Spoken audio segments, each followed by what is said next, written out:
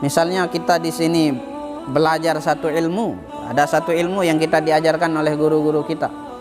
Lalu ketika kita keluar ternyata ada orang lain yang berbeda pendapatnya.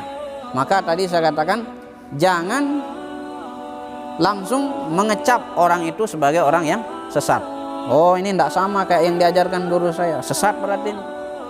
Setiap sesat neraka tahu. Jangan tergesa-gesa, jangan terlalu cepat memponis, mengatakan orang sesat dan seterusnya. Cari tahu dulu. Ingat, santri yang cerdas tuh nyari tahu dia. Oh, kenapa dia kok berbeda ya? Buka kitabnya, buka hadisnya, buka Qur'annya, buka penjelasannya. Oh, ternyata memang ada ulama yang mengatakan seperti itu, tidak sama seperti kita. Akhirnya kita bisa menghargai apa? Perbedaan. Nah, maka kadang yang sering buat kita kelahi, sering buat kita ribut, sering buat kita menyalah-nyalahkan orang, itu adalah karena apa tadi? Karena malas baca, malas belajar, malas mendalami, malas mencari guru dan seterusnya. Nah, itu tadi saya katakan, kadang yang mudah menyalahkan itu orang-orang yang malas baca. Kadang yang mudah menyalahkan itu adalah orang-orang yang malas belajar. Kadang orang yang mudah menyalahkan itu adalah orang yang suka belajar instan. Tuh, belajar instan. Baca sebentar saja.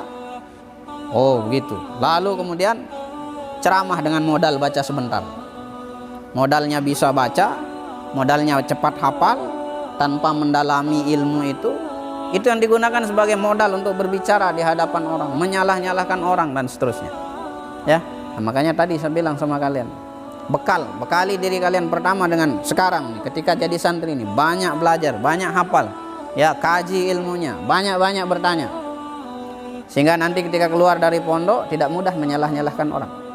Karena sudah tahu ilmunya. Jadi nanti kalau kita melihat di tengah masyarakat ada perbedaan-perbedaan seperti itu, oh sudah saya pelajari, tidak jadi masalah. Ya, tidak jadi masalah. Nah, ini tadi saya katakan, kita sering menyalahkan orang karena memang malas baca, malas mengkaji, malas mendalami.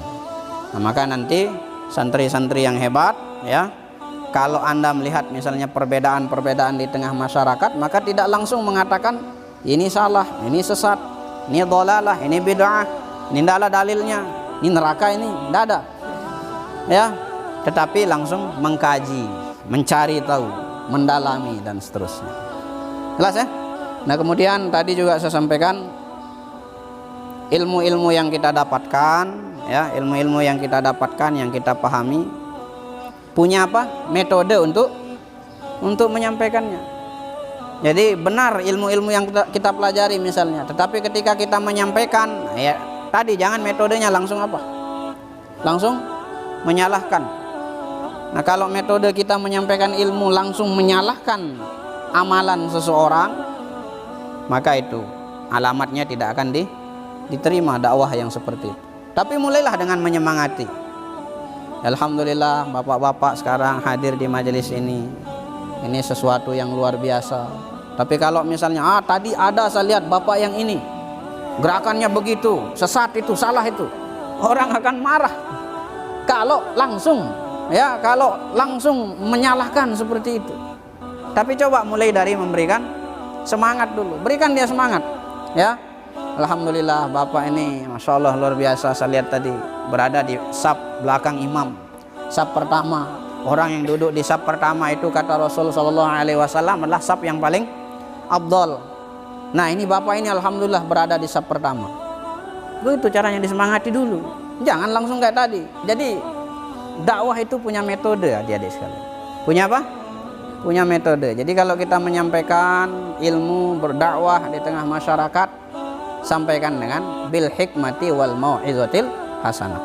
Sampaikan dengan penuh hikmah, dengan bijak gitu. Ilmu yang kita pelajari itu semua bagus. Cuma lihat-lihat kepada siapa kita sampaikan. Lihat, mungkin dia orang tua, Anda suka dikerasin, jangan dikerasin.